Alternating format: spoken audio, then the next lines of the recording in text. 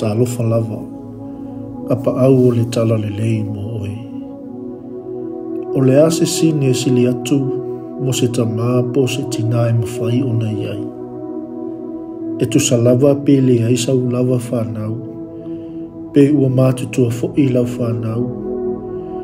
Ai ua fo ai atu e le tua ia te oela na whanau i lo whale.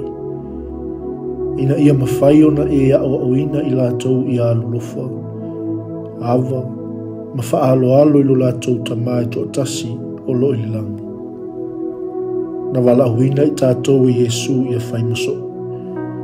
O lona wina, o tātou i loa o se vaenga o le misiona o lo tātou o langa, o le vaia lea o le whaia e Yesu ia i lātou tātou te alulofa iai.